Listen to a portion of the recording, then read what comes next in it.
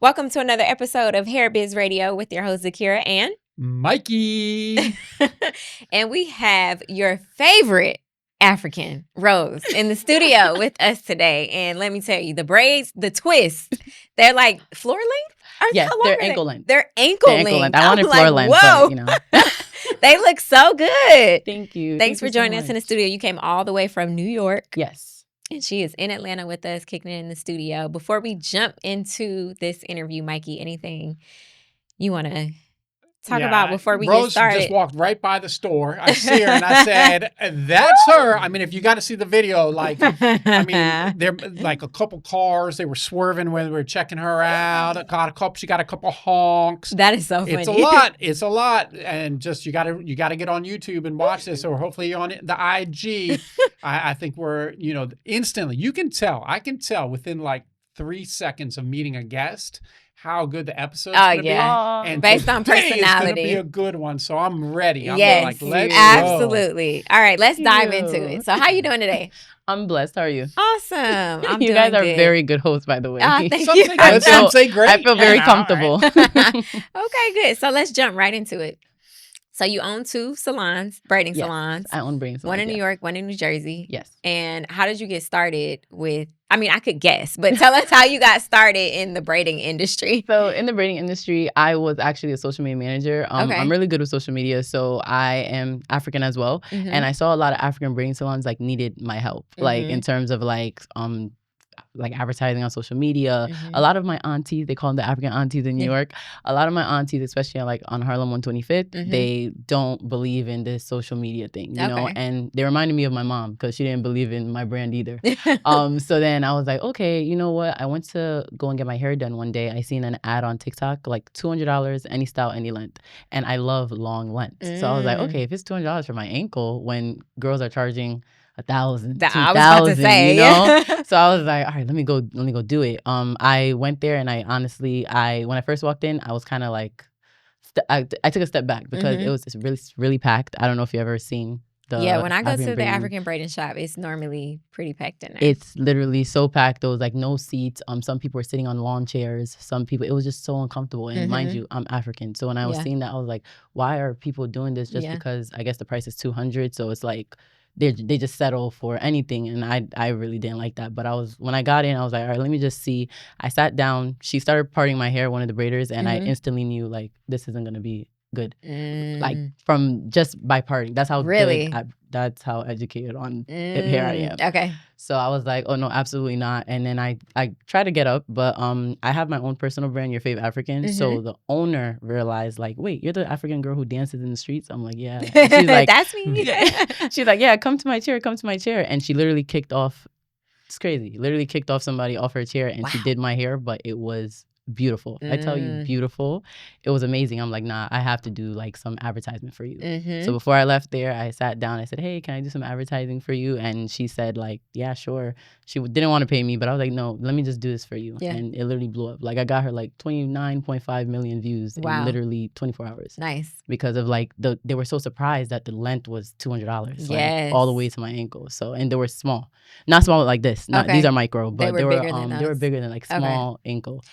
How long did that take for the $200? For her, it was a lot of girls on me. So it was literally 12 people on me. Yes. Wow. It was 12 people. Your hair wasn't yeah. I'm not going to lie to you. It was uncomfortable. It was really uncomfortable. That's when I was like, oh, you know what? Let me just get this done. But the owner did the foundation. Okay. So only one person did the foundation, then everybody else was doing the ends. Got it. Okay. But it was they were working. They were working. Yeah. But I'm not going to lie. I got in there 1 p.m. I was out of there 4 in the morning. Oh, in the morning. Okay. Yeah, in the morning. Okay. So that's when we recorded. And then the next day I reached out to her hey, I want to be your social media manager. She was like, I don't have the budget. I was like, no, what? Honestly, let me just do this. Yeah. And I did it. When I seen the results, I was like, oh man, I can really, advertise for businesses. Then I started managing mostly, I'm not going to lie, maybe 6 to 12 Harlem shops. Okay. At a time. And I was like, nah, if I'm blowing up people's businesses like this, I can do this by myself. And plus, as I said, I didn't like the experience that I had and it was like that for every single braiding shop in Harlem. Wow. It's in Harlem and just in New York in general. Yeah. I'm not used to that at all. I came here when I was 3. I came to the States when I was 3 from Zambia, so I don't Okay. really. I didn't expect. My mom said that's how it is in Africa, but I was like, nah, ma. You didn't know about that, yeah? Nah, we're not. Yes. I was like, absolutely not. So that's when I was like, you know what? I want to elevate this and create this my own and show people that Africans can do luxury business. Africans are not every African shop is packed like that. Yeah. Not every African shop will make you sit on a lawn chair for how many hours. Yeah. You know? So that's what when I year was started my that? business. That was in 2023.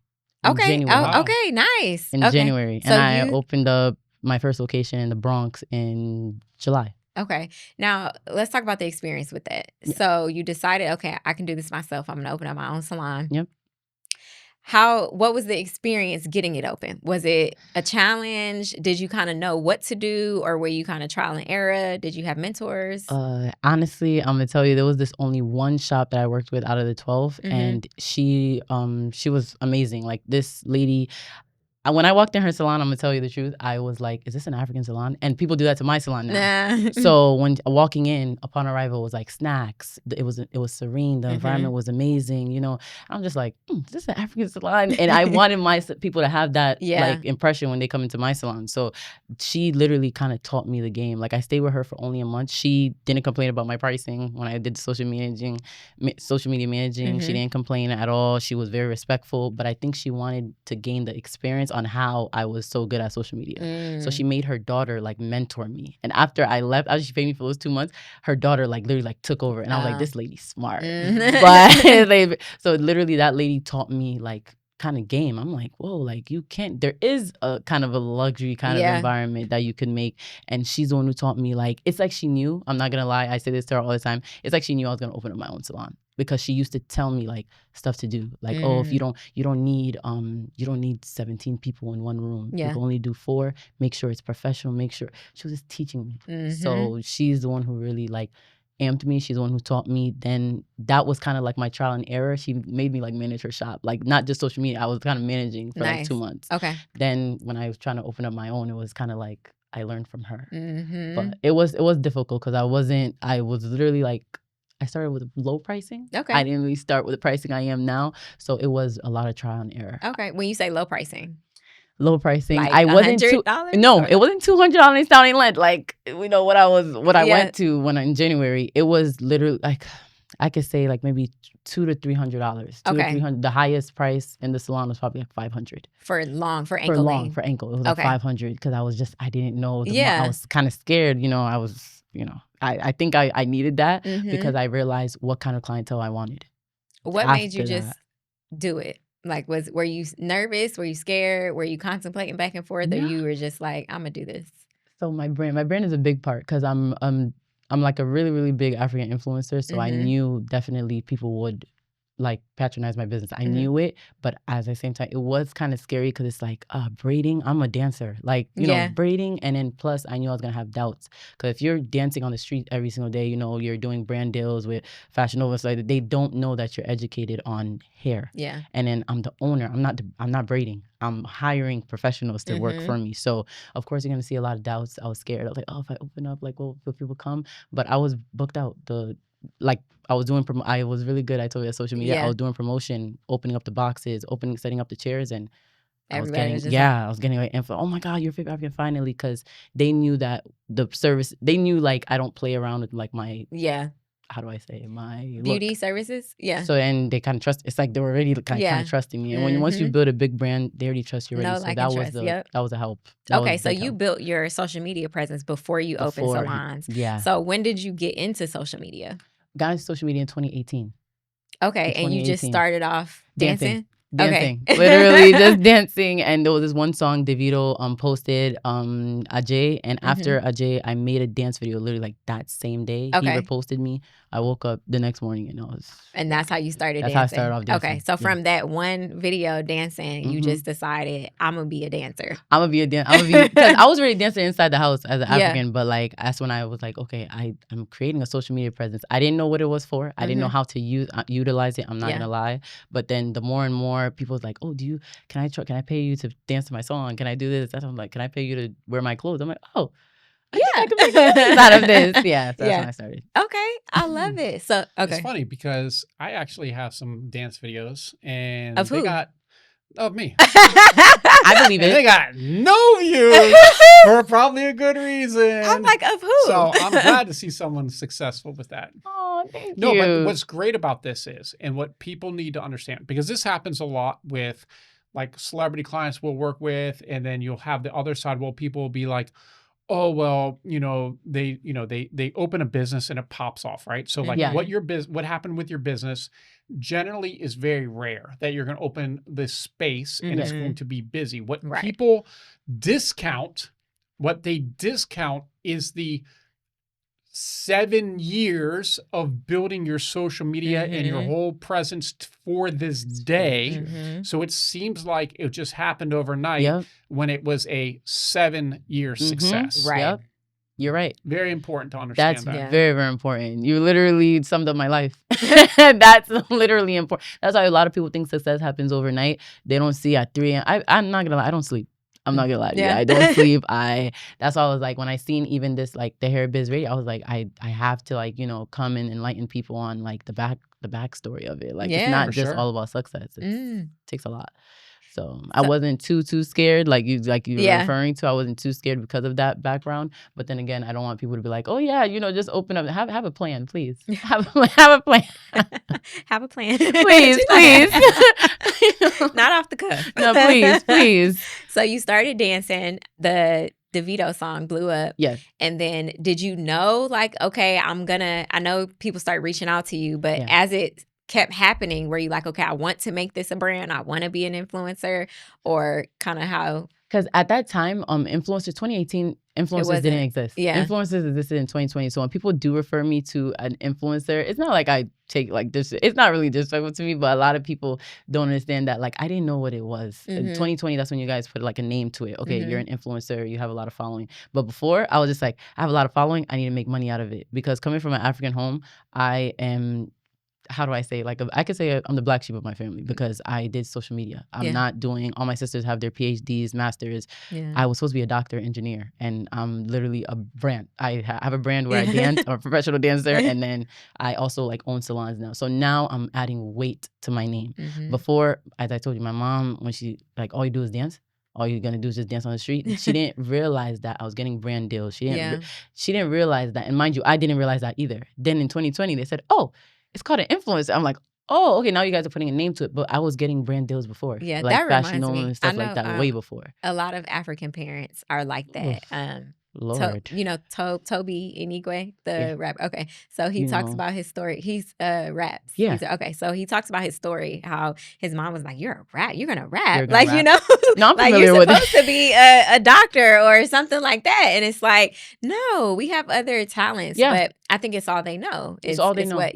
So it's really good that you decided to step outside of the box and do what made you happy and not what was expected of you. Literally, and you have to like understand, like, if you're gonna go in an African home and you're gonna like do something out of the extraordinary, you need to make sure it adds weight. That's why I was like, you know what, I need to own businesses. I owned my first storefront in 2023, but I actually have like a hairline. I sell Afro wigs. I have shea butter. I have a skincare line. So like before then, I was still like making money. It's just the storefront happened in 2023. So you had the products before you opened up. So it's just like I was already like a business person, So that also would encourage me too to like go full on and do a storefront. So her social profile's got a lot of profiles to click at. She does this. I know. I saw that. Everything, because that's what the thing about it. That's what you have to do. Because like my mom, I'm telling you, your mom calls you every single day. Like, oh, what are you doing? Are you just dancing in the street? Like they don't. Even to this day, she still says, just go back, just go. Because I was on full track scholarship in college. So mind you, my mom's not paying for nothing. I'm a track scholarship. Track. Oh, full awesome. track athlete. And I was like, oh, I'm gonna go to the Olympics and stuff like that. Then when I blew up with the J song, with the DeVito song, I was like, you know what? I can make money in other realms. I was like, Olympics or this. So I literally dropped out of school. I stopped school and I had 2 semesters left. So that's why. You had 2 semesters left? 2 semesters left. Wow. Because the thing about social media, people don't understand, once you start blowing up, you need to jump. Like, you got to keep, You have to keep it pace. And I'm really good at school and I saw I wasn't doing well. I started not doing well. Okay. And that's when I knew, I'm like, it's either I choose YourFavAfrican or I choose college or track. Yeah. And it was YourFavAfrican. What were you in school for?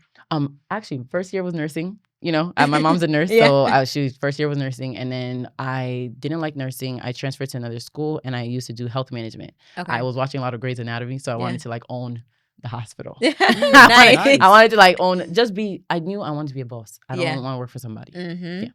I like it. So how did you get into products, or what made you so I saw I had an audience, and I was like, what can I do to I gotta sell them get something. money? Monetize. I got no, and you see, that's why the words now, monetization and stuff, is coming up now. But before, I'm telling you, I didn't have an idea. Nobody around me is doing this. Yeah. No, my sister, she's in school for her PhD. She's not doing social media. Yeah. So I'm just all right, how do I make money out of this? That's when I started charging.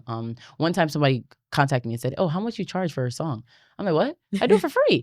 I thought it was exposure. Yeah. If an artist is big, they let me do it. Then he was like, no, you got to charge. Oh, you told him you don't charge. I don't charge. Because he asked me. I'm like, what are you talking about? Yeah. Why? I just do it. I love dancing. It's my passion. Yeah. So then he was like, no, you got to charge. Then I started charging for everything. Then one time I'm in the kitchen. I'm like, all right, if somebody doesn't pay me, if someone doesn't pay me to dance their song or wear their brand, how else am I going to make money? Yeah. Then I started whipping up the shea butter. Then I started the wigs, the Afro wigs that I wear. I started, I have to sell them. I got a vendor. So I literally was just money. Yeah. I needed to find a way because I was working 9 to 5 at T-Mobile, but I couldn't do that and do Your Favorite African at the same time. Yeah. So when I quit T-Mobile, I needed money. So you just went full time, full throttle, everything. Full throttle. Okay. That's when the products were coming in. And you're still doing the products today? Still doing the products. Who does the packing and shipping and all that for I product? do. You do it yourself? As I told you, I don't sleep. It's bad. I do literally everything by myself. So when you first started, were the orders just flying off the shelves? Or did you have to do some more legwork to... I did, yeah. So everything I do, I base it off my brand. So the dancing in the street, the afro that I wear, a lot of people think I'm just wearing a big afro. No, people are actually buying. The minute they see that, I always put it in my bio, in the caption. Hey, this is where you could get the wig from. Then my skin, a lot of people always say, wow, you have very nice skin. Then I put my skincare line. I always make sure the content is based off my video. Absolutely. Not gonna lie. Everything that I do. Yeah. So you have a skincare line, or is it shea butter, or what's the skincare line? So it's body oil and shea butter. Nice. Yeah. Okay. And I guess what made you do it was product money to get money. And then it was the shea butter. Being African, we always have raw shea butter in the house. So I had a lot of it. And then, so I was like, but the way you get the shea butter sometimes is really difficult. So that's when I started whipping it, putting it in the fridge, started doing my own little thing to it, and then adding some scents and making sure it's natural because I have very natural skin. I have very sensitive skin. So everything natural. Nice. Yeah. I love it. Okay. And then after the products, that's when you started going into the braiding salon. Yes. And you started social media. What made you start social media management? Was it your It was brand? a braiding salon. It was that braiding salon. Oh, the African braiding salon. Okay. The first one you went into, the first one I went to, the lawn chairs and everybody. Okay. I'm like, nah, there's another way I can make money. And it was the social media manager because I saw the video. I didn't want to really manage social media. I was just like, let me just do it. Then when I seen it blow up that much, I'm like, wait, I can do this. People. Yeah. And then I always tie it to my brand. That's what helps me. Yeah. Literally, I make sure I'm always dancing. That's why even though I own salons, I still dance because that's where my profile is. And then that's when I start tagging my businesses or tagging other people's businesses. Yeah. And then blow up their business up. I love it. Yep. So, okay, you got your salon in New York. Yes. And then how long did it take for you to open that? So it took, I started social media, the thing in January, and then I looked for a space in March. Okay. I was already looking for a space because it was just a lot. I was literally, they didn't value me. Yeah. I feel like they really didn't care.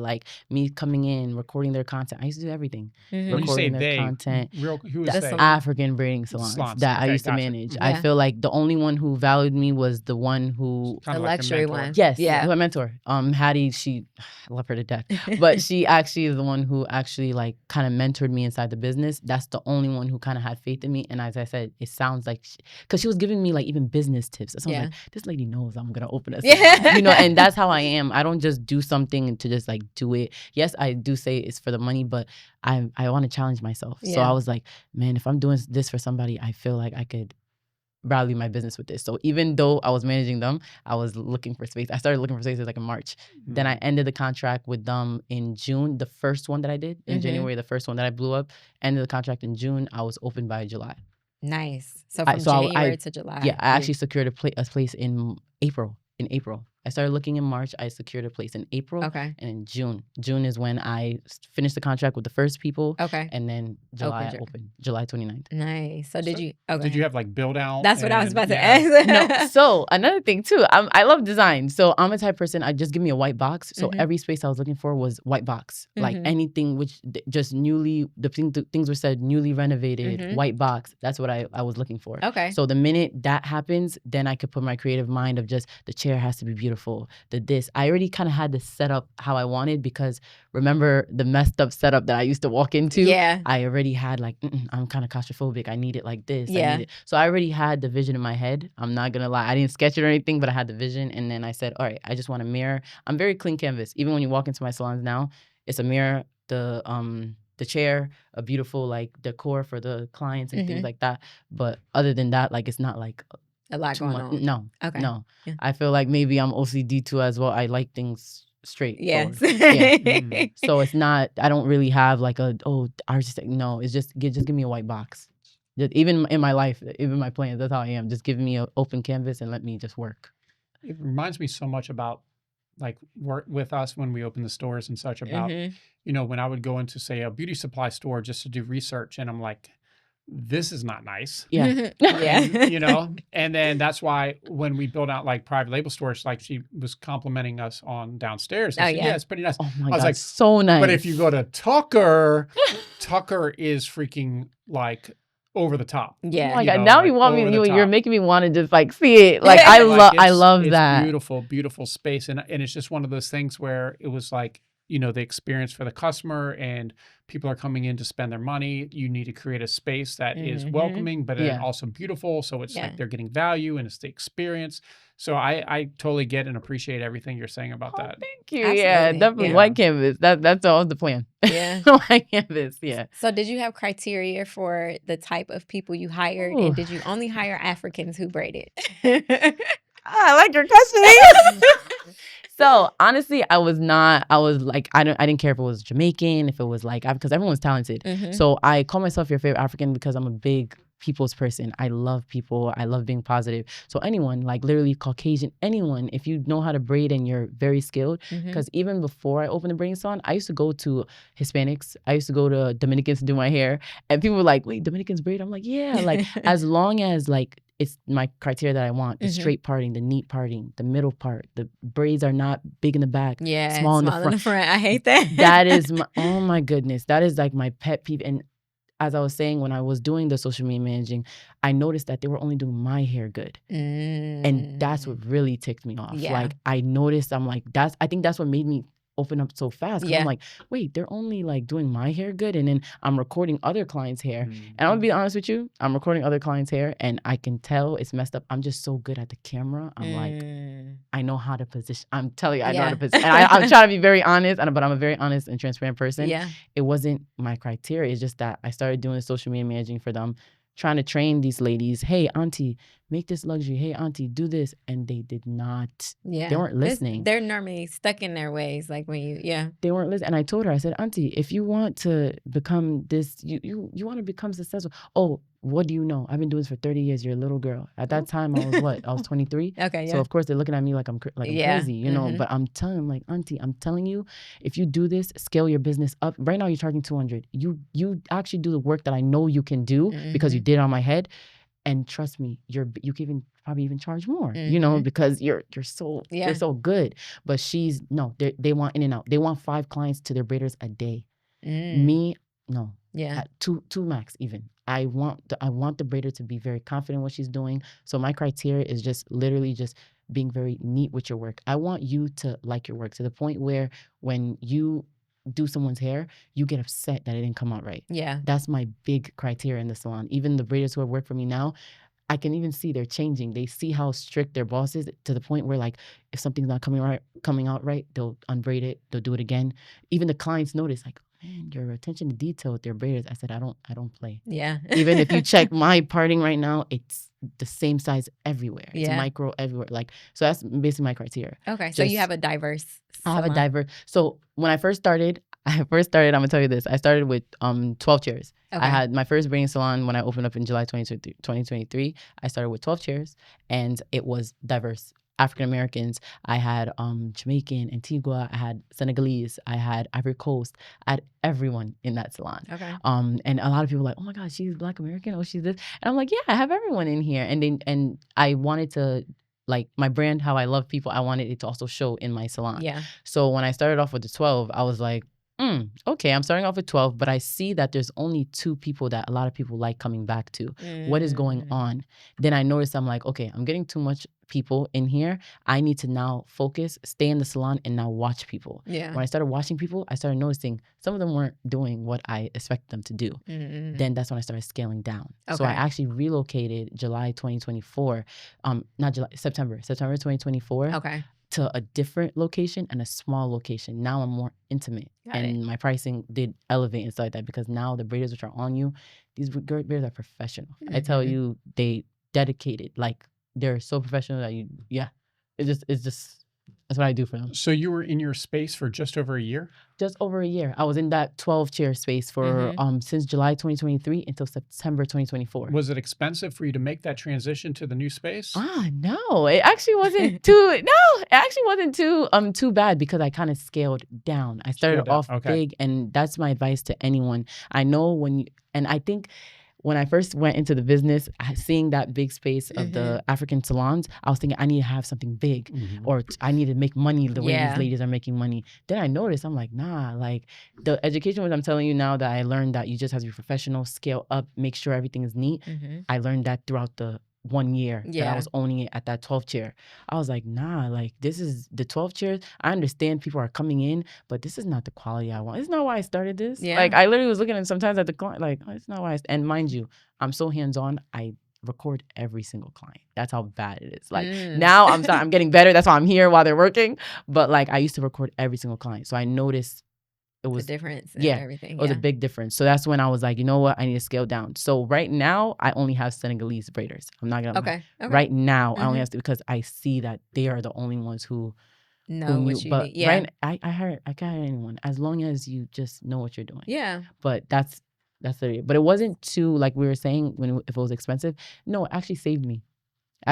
Because I was going through, when I did that, I cut down on the amount of chairs, the amount of products, all the overhead, everything, all the overhead. And I know that's why it kind of was frustrating me, because when I had that big overhead and those things which I didn't like, I used to get to the point where I also was kind of hospitalized at one point, because I was doing so much, I was expecting so much, and they weren't giving me what I wanted. Bigger is not always better in business. Right? Yeah. It's not. So you scaled down you went from 12 chairs to 4 chairs in the Bronx location, and I have 3 chairs in the New Jersey location. Okay. And I also do travel. I do travel to like anyone. Okay. And you're not braiding? I'm not braiding. Do you braid? I can braid, but not as professional as them. Okay. So it's like we work together. Like, they're the professional braiders. They've been braiding. My braiders now, they've been braiding since Senegal. Okay. And then I'm the business owner. I'm the social media manager. I'm the customer service. You only talk to me. Okay. So I'm literally the schedule. I'm everything, and then they're the talent. I tell them what I want, because they have their own way of braiding. But I say, this is what I want. I want full here. I want full here, and they execute it.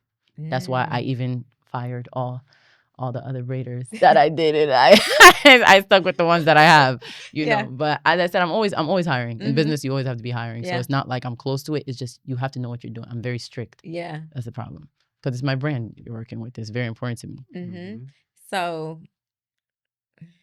I'm trying to figure out how to say this, but okay. So I'm sure you've seen on TikTok how some of the African braiding shops have a bad rap because of customer service and how they treat their clients. There was a video of an African braiding shop where she literally pulled the girl's hair out of her head because of pricing. So why do you think that happened, specifically in the African hair braiding shop? Because it's happened a few times that people have saw. So why do you think that's happening in those environments? You know, it happens all the time. It's just maybe people don't record it. It happens all the time, because when I was managing those salons, that's what I saw. I think that's what really, like, it made me just run out of there fast, because they will tell you a price. They'll call you on the phone. With the situation that you're talking about, I think I'm familiar with it. That they even got arrested and things like that after. They literally abused the lady. You told her a certain price. You told her it's 200. she came in. Now you're saying it's $250 because you gave her human hair, which they lied. It was synthetic. They gave her human hair, and they gave her human hair. Yeah. They put it in her head and said, you have to pay me an extra $50. No, because her budget was already $200 coming in there. Even if she got it like that or whatever. You probably saw she had a Range Rover when she came in. That's how the African aunties are. No offense. I'm African. But I have to tell you guys the truth. They see that maybe you came in with a Louis bag or something like that. They're like, we can get this person. Yeah. They have that mentality of Africa. It's not good. And me coming in, as I said, I think it's like a blessing that I came when I was 3, but I am very cultured. But at the same time, I feel for the African Americans. You guys want to support us, and they're eating off of us. They're like, basically, it's like the African aunties want to just abuse their power. They tell you a style, which they can do, which they think they can do. You come in, they don't give you what you want. They lie to you and things like that. And that's why it's happening, because they're money hungry. They don't care about you. Got it. Okay. They don't care about you. Yeah.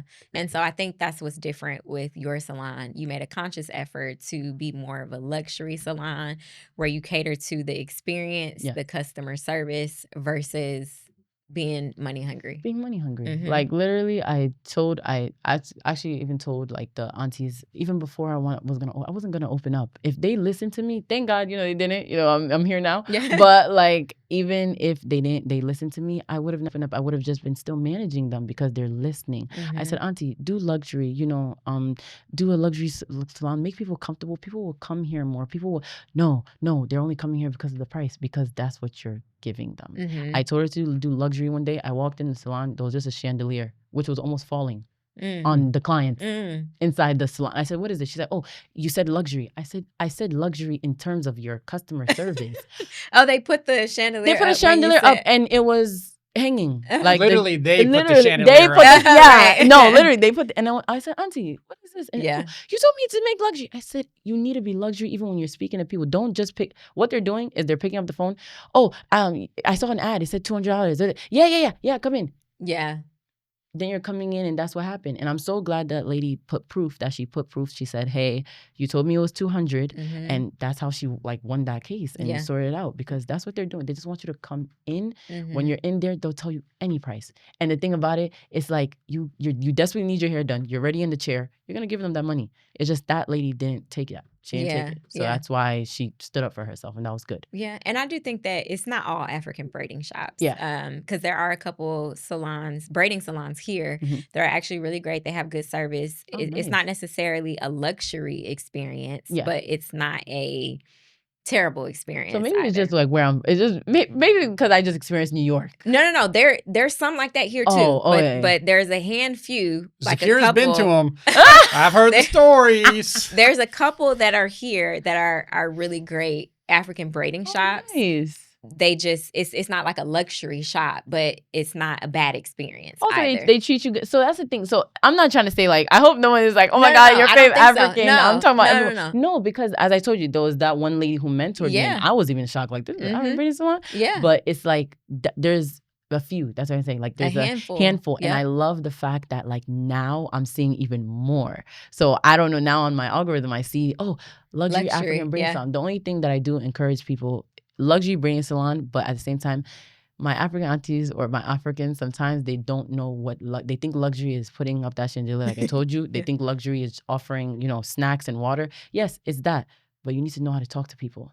Don't tell people, literally, I've heard of situations where it is a good experience. It's clean, it's a clean environment. So you sit down and it's like, you need me to do your hair. Can you move over? I need to do somebody else's hair. Can you do? Can I move? I'm like, why? That's not luxury. Yeah. But then the thing about it, you guys are desperately in need of your hair done. And I just don't like I agree. Yeah.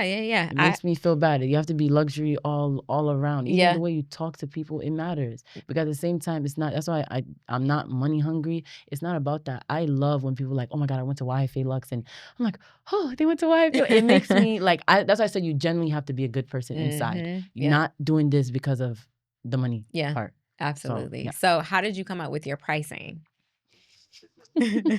I told you when I first started, I'm telling you, I was like, okay, let me not go too far off of my of the other African braiding salons, because you have to realize I opened up in Bronx, and in Harlem, literally 9 minutes away, you can go and get $200, $180, $160, any style, any length. And then I'm I'm opening up and I'm like, oh man, how do I advertise this? So I said, oh, okay. So let me start with like $250 shoulder length, $300. So one thing that I do that is very unique about my salon too, I only charge by length. Okay, I only charge by length. Yeah, I only charge by length. The other salons, I saw that they were doing $200 any starting length, the ones I was managing. Then I said, you know what? They're doing something. They charge by $200 any starting length. Let me charge by length.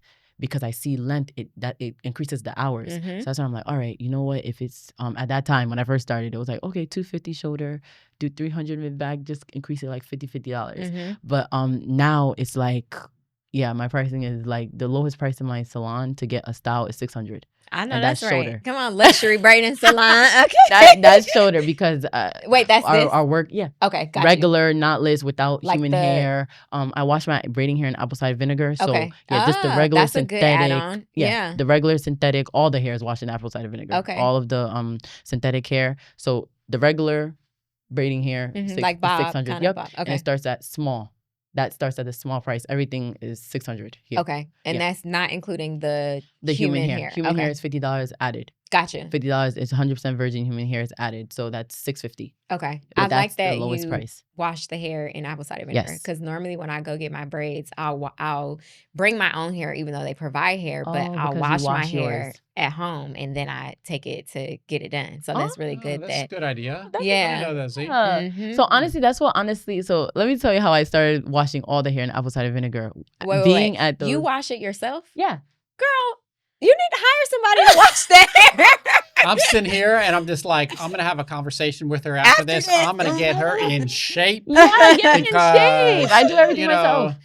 Yeah, sometimes we also sit with people just because I've been doing stuff for a long time. Yeah. And I'm like, sometimes you sit with somebody and you realize like, and this has only happened a few times where I'm like, they have so much potential, but they're just like trying to run on the sand or run on the gravel instead of that nice path. And I know you know paths as a former runner. I do. No, I do. You know how hard it is to run in that sand. I know how it is. Yes, I do. She's over here running in the sands. I'm telling you. Yeah, we got to get you from out that water. No, please. Like, I'm learning every day. Yeah, that's why a lot of people say, like, oh, like, how are you so, like, positive? I learn every day. And I'll be so grateful. You're positive because you're probably also very thankful. Yeah. That things are going I'm very grateful. Yeah, yes. I get it. So if you, I would love that. If you guys want to help me out, I love that you wash the hair. Like, I'm very surprised at that because I don't think I've ever gone to a braiding shop that actually washes the hair.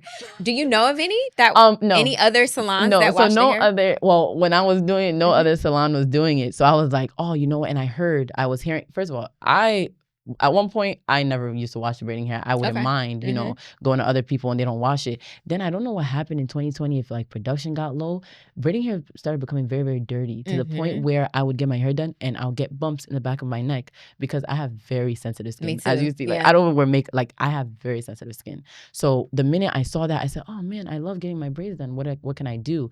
Then I overheard in that salon, the African auntie's like, oh, I have to wash my hair in apple cider vinegar. And then I started doing more research on it. I was listening. I was like, oh man, when I open my salon, everything is getting washed. Yeah. And that's how that's another way I brought the clients. Yeah. The clients in firsthand. Because like, oh, wash it. And I show the process and everything. I do it myself. I wash, I even shampoo and condition the hair.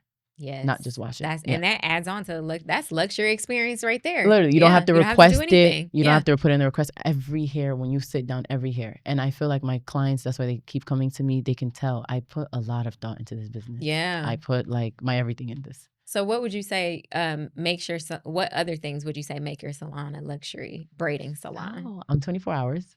That's one. Oh. I operate 24 hours. Yeah, so we're always open. So the salon is open 24 hours. 24 hours. Okay. And we're by appointment. But if you text me, as I'm the one who does the scheduling and stuff like that. So if you text the business phone, I actually have it. I can just call one of my braiders. We set you up. We prepare your hair beforehand. When you come in, there's no need to wait. There's no need because they're not sitting on your doing phone. the thing. No. Okay. And then also another thing, African braiding salons, they expect you to pass the human hair to them when you're doing like boho hair. They expect you to help them. Yeah. Absolutely not. That's not luxury. Absolutely. Like you came here to do. First of all, I have clients who are lawyers, they're doctors. When they come in, they're exhausted off of the shift. And as I said, I'm 24 hours, so they come in at 1 a.m. They want to sleep. So my chairs recline. They recline. They're able to sleep the parting will still come out I need beautiful. to come to New York and yes. You know, even if we travel to you, I bring my luxury chair and everything. So you're good on you're good on that. So that's what like sets me apart from them, because I just feel like from any braiding salon, and I'm very confident in that, because I actually do make sure that you are comfortable. No passing the hair to me, no passing the hair to my braiders. You come in, everything is prepared. So if your appointment is for 10:30, it's at 10:30. You'll go and get wash and blow dry included in all services. You wash and blow dry? Oh my God, here we go. At the braiding salon? In all services. Zakiyrah can barely get a wash at a regular salon with the stylist these days. Now you can get it at a braiding salon? This is crazy, guys. That's it. So they wash, and the braider washes and conditions the hair, or do you have a washer who? She does it. The braider. The braider does. Okay, so if they come in, they don't have to utilize the service, but it comes with their service if they want to get everything washing. is inclusive. Yep, okay, everything is included. That's how I don't want to say like explaining my pricing. I don't feel like I should be explaining my prices, because I really do. You can just tell, like literally when you come in, the braider she welcomes you in. She says, "Welcome to YFA Lux." You sit down, you see to the right side or the left side, your hair is already prepared for you. I do confirm the appointment 24 hours ahead. So any changes, any color changes, any curl pattern change, anything, just let me know. Yeah. I text you the 24 hours ahead. When you come in, you say, "Oh, I need to wash and blow dry." We take you to the shampoo bowl. You get to recline. That's also reclinable as well. Yeah. You get to sleep, relax, come back upstairs. We use Dyson blow dryers because I'm a big naturalista, so I don't like a lot of heat. Yeah. Dyson blow dryers, literally in 5 minutes, your hair is already dry. And then Manzani heat protectant. Don't forget, I use my heat protectant, and then we get you started with your braiding. So we get you started with the braids or the sewing service. We do everything. Sewing service. You do sewings too. Sewings. Okay. There's a popular style right now. Sewings in the back with micro braid in the front. I saw it on your page. Yes. Okay. So we just did that style, and that style is going right now because a lot of people don't like their hair out. It's wintertime, so the braids, they feel as though it's kind of too cold for braids. So they're doing the sewings and then the braids just right here. So I really do feel like I'm just set apart from every other business because 24 hours, all inclusive, literally luxury braiding salon. If you tell me you want a Pacific, just text me. That like literally, if you people think I'm AI sometimes. They come in and say, "Wait, that's you texting me?" And that's what goes back to what you think. People don't realize I'm doing everything. Yeah. So the minute they come in, they're like, "Wait, that was you texting?" I'm like, "Yeah," like because you know everything. You know how long I ask for the hair. Like if your hair is short, I get to see it. We know is I'm prepared. You ask for pictures and all that. Okay. If your hair is very short, or some clients they're lovely enough to just send the picture to me. So literally, I know everything. So right when you walk into the salon, it's like I'm telling you about it, and they're like, "Wait, that wasn't a system I was talking to?" I was like, "No, that was me." So I honestly, I don't have a booking site. Okay. That's another thing that I feel like you guys will kind of look at me like, "You don't have a booking site." No, now, do you stay? Are there any instances where people can't get in to book? I don't think so. Okay. I literally go above and beyond. Yeah, like it's literally and I literally have the business phone, WhatsApp. If you WhatsApp, you text, DM. Full time wise, on top of it. Like for example, are you guys ever not overbooked, but booked up to where people can't get in on the calendar? Yeah. Okay. Yeah, and then and at the same time, as I said, when I had the 12, braiders and things like that, it wasn't difficult. But now I literally have. I'm gonna tell you guys the transparency. I kind of let go of a few people. I only have 2 braiders right now. Okay. But the 2 braiders are able to do 2 clients a day. Okay. And they work every day. Okay. They do. I tell them I try to make them get 2 days off. But if they want, I text them. No worries, they'll get in. So right now we don't really have an instant where it's like the client can't come in because I'm very flexible. So if you need me at 4, I text the braider, "Hey, do this time." So another thing about owning a salon where the braiders are very personable, I actually get to talk to them like personally. Yeah. So it's like they tell me, "Hey, can we do this? Can we do that?" I get to talk to them. So in terms of like anything, if you wanted to come in and you have a flight at 4, I'll talk to the braider. We discuss. This is the time you come in. So yes, we are heavily booked all the time. But I do make sure there's something like there. Even if I put like I'm a person where only one braider works on your head. I'm one-on-one experience. Okay. But I do have some instances where if you have a flight and I have a lot of flight attendants, they come in and they say, "Hey, like I really need my hair done." I make one of my braiders do the whole entire foundation, then the other one works on the ends. But it's only two max. Yeah. Maybe 2 max. Yeah, it's not not your head pulling all absolutely different not. And I don't like that. Yeah. At all. And another thing about my salon, which I feel like a lot of people would appreciate, it's a no talking. It's like a no talking zone. They don't talk. Even the braiders don't talk. They don't at all. The only thing they're gonna ask you probably is, "Are you okay? Do you want mimosas, champagne? Do you want a snack? Middle part? How do you want it? Side part?" But can they talk? Or is so in terms of like how? Like to them, have a conversation? To each other? No, to the client. Yes, no.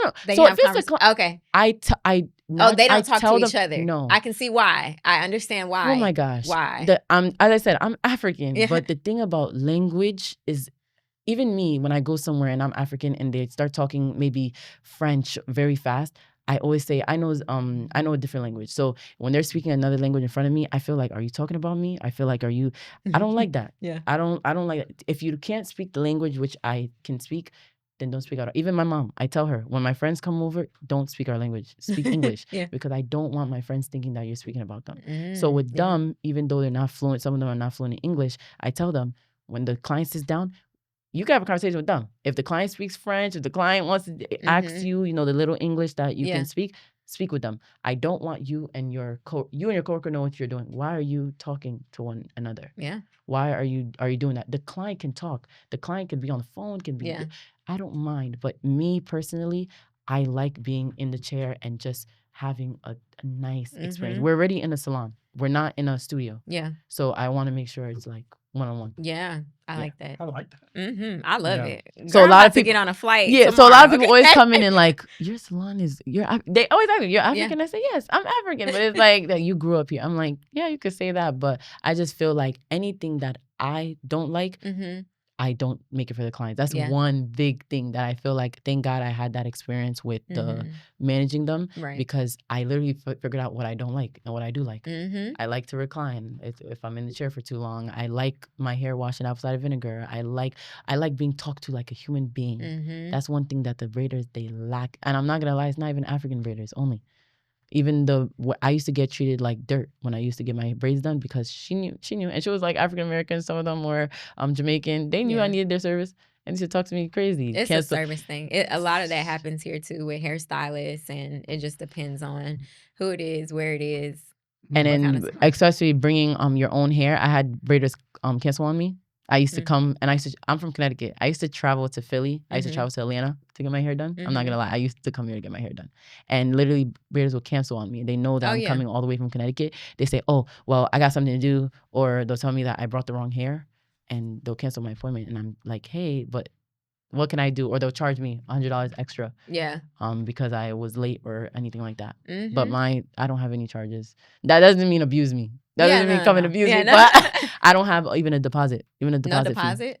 Just confirm with me. Do you think that's more harmful or helpful for you? Have you seen? My clients are like very respectful. So the 24-hour confirmation, if you don't confirm with me, your appointment's canceled. Automatically canceled. Okay. But no one has ever done that. High-end clientele. So it's a different type of it's a different type of caliber of client. So you decided to expand when? I decided to expand to New Jersey. So 2024, I relocated to another location, the Bronx, smaller. And then in March of 2025, I opened up New Jersey. Okay. I decided to expand. Okay. What made you say, like, I want to open up another salon? Because all of my clients from New Jersey were complaining. Hey, I don't want to pay that toll, Rose. I don't want to pay that toll. They're like, why you pay that toll? But it's so funny because now they have an option. So even my clients from New Jersey, sometimes their family's in New York, and they say, oh, I'll just choose I'm like, you told me that you wanted me in Jersey, and they're like, nah, it's better. So they're able to now figure it out. And some people just don't want to travel into New York. Yeah. So that's when I was like, oh man. And now I have a different clientele in New Jersey. So now I have people from Maryland a lot come in, people who don't want to travel into the city but always wanted to come to my salon. They now come, and my city clients are more like the NYC is usually more in the city. Are you pretty close to the airport? Yeah. What is that Jersey airport? Newark. EWR. Yeah. Yeah. So that's another thing about me. I travel a lot myself with YourFavAfrican with my dancing. So I always wanted something where it's like, where can I get somewhere where I can like go in, take a flight? Because I told you I used to travel to get my hair done, Atlanta and stuff. And sometimes the the transport to the airport is like far. Oh yeah. So I noticed that. So I'm 10 minutes from LaGuardia in the Bronx. I'm 10 minutes, and I'm 10 minutes from EWR in New Jersey. Nice. So that was I know exactly where you are. I tell you what, New York, by the way, I'm a little jealous because I travel a little bit myself. And nice. Despite us being in Atlanta and being like the hub of everything, New York has so many good one-way flights, and we always try to travel. Yes. We always try to travel one way, or not one way, excuse me, no layover, like direct flights. We always try to travel without that because there's a lot of variables when you have a layover somewhere. Yep. New York has so many good ones, and I'm like jealous. That's true. Oh my god. So that's why I really made sure that like anyone, like flight attendants, anyone who's just coming into New York, I always make sure to stay right near the airport because of course Ubers is horribly expensive as well. Yeah. So you being so far doesn't help. Yeah. Smart. So you opened up in March 2025 you opened a salon in New Jersey, March 2025, and it's the same setup, same structure, same it looks the same. It's just different designs. And one thing which is special about my salon, I change my decor every 3 months. That's something that I just do because I don't like being boring, you know, and I record in the salon a lot. So I love when people are like, oh man. And one thing about like I feel like my chair or my setup, when someone records in my salon, you can tell, oh, she's at YFA Lux. You can tell, oh, she's at YFA Lux New Jersey. Oh, she's at YFA Lux, and that's what I love. I love when people are like, oh, she went to YFA Lux New Jersey, because I make sure that it's basically it looks like the same setup but just different colors. Got it. I just make sure something's significant to YFA Lux. Okay. Yeah. So how often are you at both salons? Every day. No, girl. You at both salons every day? Rose. Oh my God. I feel like you guys are going to have a full-blown conversation with me after this. It's like, it's more. YFA. It's more like my head thing because it's like, okay, I'm going to be very transparent with you guys. When I first started, a lot of people think like influencers, as they call us, people with a lot of huge following, influencers, they feel as though we can't make it in business. And I hear that a lot in Atlanta, or I hear that a lot I don't hear it in New York too much, but in Atlanta, I hear a lot of celebrities will open up places and they'll like get shut down, or in LA, they'll open up and they'll shut down. And I feel like that has always been on my head because I did get a comment once. I had to travel to Africa. I had a tour in Africa. I had to dance there, and there was this one situation which happened in the salon, and they're like, oh yeah, we knew not to go to your favorite African shop. She's an influencer. She's dancing on the street. Like, so I think I'm really hard on myself. The minute I heard that, it made me like, I used to cry a lot. Like even when I first, I used to literally cry. Like I was already hands-on. It was just, I was just in Africa at that time. I couldn't be there, to the point where sometimes I have a booking and say for instance, I had a booking in Philly. I'll drive back on time to the New Jersey or the New York salon just so I can make sure that the client is okay. So when you're gone, do you have someone running the salon, or is it the braider? So what I did is that now I scaled. So me scaling down actually helped me. The braiders have training every weekend. Even if they don't need it, I just need a one-on-one with them. Okay. So I touch base with them. So now it's like I feel comfortable being here, traveling. Okay, they're working right now. I feel comfortable. They already know the system. I was like with 12 braiders, it's really hard to manage to scale them. But now I'm telling you, I feel like even when I'm not here, they know. Welcome to YFA Lux. They know. Mimosa, they know. Champagne. They act like me. The only thing that they can't do is record content. Yeah. I've tried making them do that. I'm sure you got content in the vault. I do. Just back content. I do. That you don't even I do. have. Yeah. I really do. So when you said am I at the 2 salons, there was one time when I opened up New Jersey and New York was also running as well in the summertime. It happens a lot because that's when braids are very popular. I drove back like 6 times. In one day? Back and forth. That's like an hour and a half? It was, With traffic? With traffic. It was bad. So normally without traffic, it's like, it's close, like 30, even 30 minutes without traffic. But yeah, I drove back and forth. I had, we serviced like the WNBA client, Kennedy, and I love like meeting her and things like that. Okay. So one time I drove to her. I drove right back I had a new client in New Jersey and I was just opening that. So I couldn't let labor high and dry. I want her to meet me. And I literally drove back and forth like 6 times in that one day. Wow. It was bad. And that's when I realized, I said, no, I need to go in on training. So what I did is like, I kind of disciplined the braiders. After that day, I said, no, I can't do this. Yeah. Then I disciplined them to the point where it's like, no, if I don't hear you saying why I feel, if I don't hear you operating like me, there's going to be a problem here. So you're a good braider, but if your customer service, it's going to be a problem. Yeah. So I know you don't know how to speak English. I understand you have an English barrier, but when you go to the Bank of America and stuff like that, we need your money. You know how to talk to that banker. I'm so sorry. Yeah. You know how to talk to that banker if they mess up your money. You know how to count money. You know how to communicate. Yeah. The middle part. It's easy. My clients are really nice too. They sit down quietly. Yeah. Just tell them middle part. That's what you need me to say? No. So that's when I realized that I also need them to teach them that so I can have a peace of mind. Yeah. So now they're good. Yeah. Ever since that day, in both salons. Oh, now they're good. But there is instances where I'm there every day. Yes. Okay. So in the New Jersey salon, is that all Senegalese braiders too? Yes. Okay. All Senegalese braiders. So it's not like I hire other locations or other like maybe braiding shops. They have a lot like a fluctuate of braiders, like a lot of them. No, I have personal braiders who work for YFA Lux. Like they're on contract. They work for YFA Lux. They don't work anywhere else. Gotcha. They don't braid hair at home. They work for me. If they want to outsource like that, then I wish them the best of luck. Hopefully the training that I did with them, that's the one thing why I'm really big on training too, because they're able to use my, like what I taught them out. And I would love for them to do that. Yeah. But they literally just work for me. So yeah, the same braiders who work in New Jersey, right now they work in New York. So I just schedule them to where they are working at. Okay. So you have 2 braiders in New York. Yes, and 2 braiders in New Jersey. Different braiders. No. The same braiders. Same braiders. Ah, okay. So I feel like the clients kind of love that too, because it's like, whoa, like, oh, I could get Kuja and Day, like I can get them. You get them at any location, and plus, it's not a lot of people. If your business where you're charging $1,000 for braids, $700 for braids, they need consistency. Yeah, they need. So it's like I add value to that. Like, oh wait, I get the same braider. Oh wait, I'm gonna have So I feel like that's with me too. Yeah. Remember, I love doing the business how I love it. So definitely a benefit. Yep. So that's what they do. Same braiders. Okay. They're just scheduled for different locations. Okay. So are you looking to expand? Yes. At all? I would love to expand. It's just that right now, as I told you, I kind of let go of more braiders. It's just I'm so like I could give you like three strikes, or you're kind of out, because the thing about it, I really care about the client. It's not about the money. I really do care. So if you're messing up and things like that, yes, I know we make mistakes, but you can't make those kind of mistakes at this kind of business. Yeah. You can't, you know. So I do want to expand. I would love to. Atlanta, Brooklyn. You need a salon here. I want to this year. Oh my, yes. Yeah.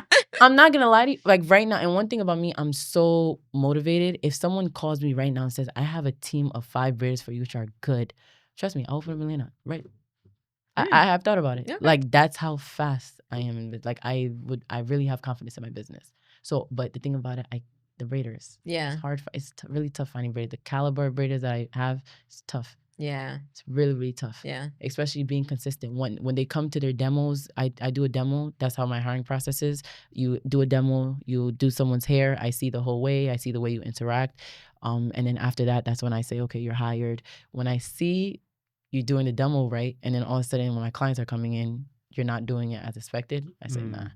That's what a lot of them do. The first day is like, but then they realize that she's very hands-on. I think they think that I'm not like you're just in the gonna salon. Be gone.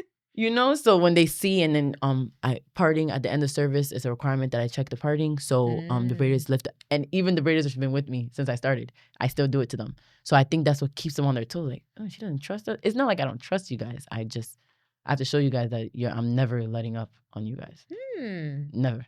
I like that. Yes. Yeah. I like that you're very hands-on. Very. I think as you scale, the team will grow. Yes. Yeah. And as I said, I already took that further step of saying, like, you know what? One time, one weekend, I said, I'm not going to be there. I'm going to make sure that these girls know. And they did exactly. I was checking the cameras, and they did exactly what they did. And mind you, I was at home having a heart. Oh, God, I was having a heart attack. Ooh, it was so bad. Like, to the point where, like, I'll see, like, someone needing water. I'll be, like, checking. Like, she needs water. I'll call her. Like, she's like, and then that's when they told me that, like, you have to. Like, we already asked her that she didn't need water. That's why she didn't have it next to her. Like, and that's when I was like, oh man, I don't want them to be like, I don't want to work for her. She's so thin. But they just told me they understand my passion. They get it. So that's when I did that challenge for myself one weekend. I said, I don't want to, be hospitalized again because of stress and stuff. So I did that.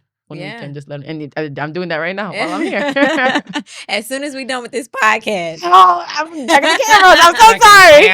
Literally checking the cameras, texting the client. I'm doing everything. Oh God. Okay. So how do you, I'm not going to say balance, but how do you keep a rhythm with still dancing, owning the 2 shops, managing your employees while also booking and traveling and doing all the things? How do you keep a rhythm? And don't say, without burning yourself out. Don't say, I don't sleep, because that's not sustainable. Yeah. You got to sleep. But I don't mean to bring religion, but I pray a lot, man. I pray, I fast, I try to say, God, please keep me grounded, because it can really wrap around your head a lot. When I say like I can't sleep, I sometimes feel like I'm not exaggerating, because the salon is open 24 hours. Right. So if you do text me at 3 a.m, I do respond back. Oh, as soon as you said 24 hours, I just thought to myself, that's a nightmare. Yeah. Yeah.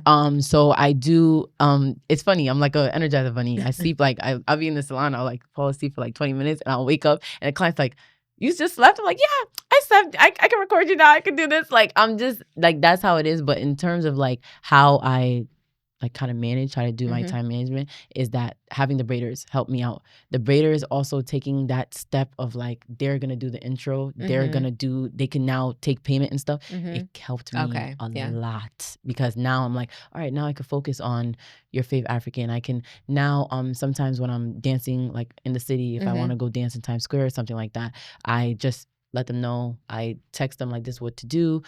The client, I ask questions. So I already asked the client, how are you paying? How are you paying? Cash, everything like that. So now the Braider is aware. So now they don't need to pick up the phone and call me. They don't need. So I realized that like handing off kind of my tasks to them, it kind of like helped me. Not in terms of like scheduling and stuff, but in terms of in-ground, the salon. In terms of them like cleaning up after like themselves and stuff like that, setting a cleaning schedule in the salon, it helped me out a lot. Yeah. So that's how I started. And as I said, I learned that from my first location. My first location, I noticed that I couldn't handle everything by myself. But at that first location, I did have managers. I did have a manager. Okay. I did have a manager. I did have, not social media managing and recording. I always do that. But I did have a manager in the salon. She was the one which was asking the questions, because it was 12 clients. So she was the one who's like, oh, water, snack, not so much of the braider. So that's why those braiders are not used to the asking like water, snack. They're not used to that, because they're like, oh, I don't speak English too much. You know, I don't need to do this, because now my manager was there. But then when I scaled down, I said, I let go of the manager. Now it's going to be us. It's us. It's only us 3 right now. So you guys have to do the work by yourself. So that's what helped me. So in terms of like when I say like, oh yeah, I don't sleep, I pretty much don't think, I feel like if you talk to me every day, you'll realize that I'm not exaggerating. Like it's really bad. And as I said, 2026, I'm trying to, if you would give me advice or anything, I'm trying to stop that, because I realize dancing is my passion. I love dancing so much. And I realize now I'm so much of why Faye Lux. I'm always in the salon. I don't get to dance like that. So even my audience, they always like, oh man, we know you're a business owner, but man, when you gonna come? When you gonna come and dance, man? Like the dancing, a lot of people, they say, you know, I heal them. Some people, they say like they wanted to commit suicide. I don't want to go too into it, but once they watch my videos, me smiling, they get so happy. So now I realize like, dang, my passion, I'm kind of turning, and both are my passion, but it's like I do need, in order for me not to lose my first love, I need to make sure I like build a strong team with amongst the Braiders. Absolutely. Okay. So what's next for YourFavAfrican, with the dancing, with the business products? Hopefully everything. Atlanta. Hopefully why Faye Lux Atlanta. Yes. Girl, I'm gonna be your first client. Yes. Oh my God, I love that. And then also I do like test runs with my products and stuff like that. So the 100% human hair bundles that we use, a lot of people are saying, do you sell your hair? Do you sell your hair? No, I don't sell my hair yet, because I'm not a person who just comes out with a product. No, I test it. Even with the shea butter and stuff, I used to always use shea butter. I used to make my own all the time. I used to, even with the wigs, I used to wear the wigs all the time. I never sold it. I never sold it until probably like the end of 2019. I was like in a year into the dancing. Then I started selling products. I didn't just like, oh, my clients, I have an audience, let me just sell them anything. Yeah. No. I'm a big believer where I don't like backlash. I don't like it. I have my own mental health stuff going on. I don't like negative comments. I'm not gonna lie. So I do make sure that I cross my T's, dot my Dot I's, my- all that.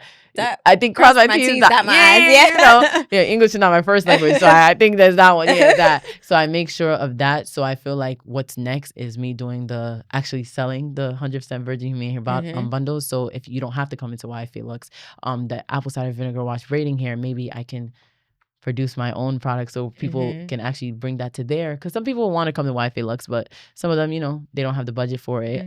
Some of them, they can't get to me. So I would like to do that. That's what's next. Yeah, That's why I feel like that. Opening a lot of locations and doing that. That's what's next. Awesome. So where can people find you at? How can they get in touch with you, follow you, everything? Find her. They all know her. Right. I mean, yeah, she's pretty popular. But so like, YourFavAfrican, my Instagram name is YourFavAfrican. Your fave. Yeah. And then TikTok is YourFavAfrican YFA. My businesses always have my name like included into it. So with the 24-hour all-inclusive braiding salon, luxury braiding salon, yes. YFA Lux NYC, YFA Lux New Jersey, and then the one that we travel to people's homes. We travel everywhere, worldwide, Canada, anywhere. As long as it's within your budget. Yeah. As long as you get paid. As long as you got it, we do it. That's YFA Lux. Okay. And yeah, my other businesses, YFA Collectives with the wigs, Signature by YFA, and then I have my podcast, Your Fave Pod YFA. I do everything. Yes. Yeah. Okay, nice. I didn't drop the episodes yet, but yeah, in terms of my business is always included in my services. Got it. And it's all found like you found it on my bio of YourFavAfrican. Yes. I always make sure I tag it. Smart. Make sure you guys follow her. Check out her salons in New York and New Jersey. Leave a review. You do Google reviews? Yes, I do. Google. I'm 5 stars on both right now. Yes. Okay. Leave a Google review. Make sure you guys book with her. Yes. Watch some of her dancing. She's a ball of fresh air and she's amazing. Thank you for chilling with us in the studio today. Well, I want to give you guys your accolades as well. You guys were amazing. Oh, thank you. Made me feel very, very comfortable. Thank you. I'm a big energy person, so honestly, I wish the best for your business. Downstairs is amazing, beautiful, and I wish the best for like everything in this because you guys are doing very well. Thank and that's you. what made me want to come on to the Thank you. show. I appreciate you. You're welcome. Make sure you guys like, comment, and subscribe, and we will be back with another episode soon. Later. That was